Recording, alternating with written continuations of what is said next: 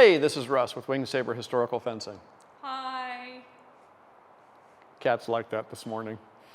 This morning we're going to talk about tight and wide blocks and what they're good for. So I'm going to give Kat the floor. Could you please demonstrate our normal blocks for us? I'll call out cuts to parry.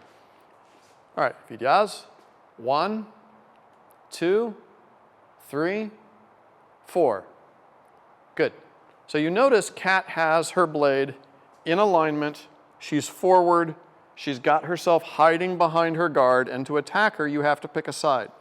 Now, as a side note, some of my junior students get into the bad habit of doing this, being all casual. This will get your upper arm massacred. So don't do that. Hide behind your saber and stick your point in their face. Yay. What this is good for is the ability, if Kat throws a thrust, for me to immediately displace it with no effort whatsoever. And Kat can feel that if she continues going forward, I'm going to owe her a pair of glasses, right? We need these, especially against lunge recover systems. But there's a different style of blocking that Professor Hidan teaches that we tend to de-emphasize on the videos, but we also need, and those are wider blocks. When you perform the wider blocks, your hand may drift slightly out of center line, and that's okay. It's still in front of your chest and you're still hiding behind your guard.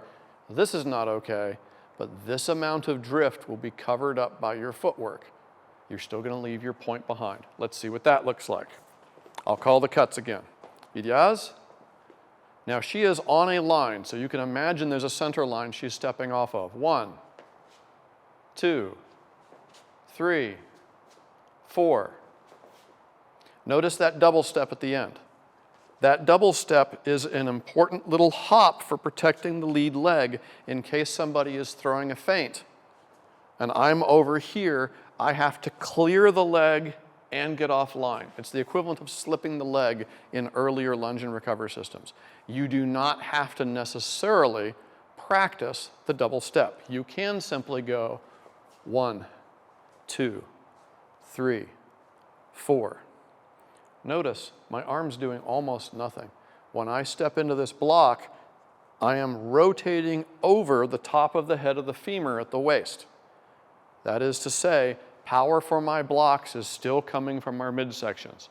Or as we say in class, what do our arms do when we block? Nothing. What do we block with? Our She doesn't want to say it on camera because we usually say it in a snarky way. What do we block with? We block with our butts because we turn them to get offline.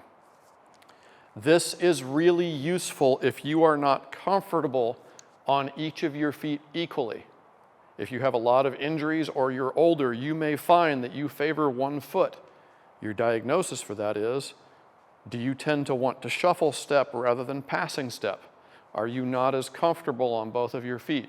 This will, if you practice in both hands, get you comfortable on both feet so that you're comfortable passing when you cut and step and block. And you can change up your range in a granular way. It also lets you weaponize your tactics a little bit. So if Kat's in guard,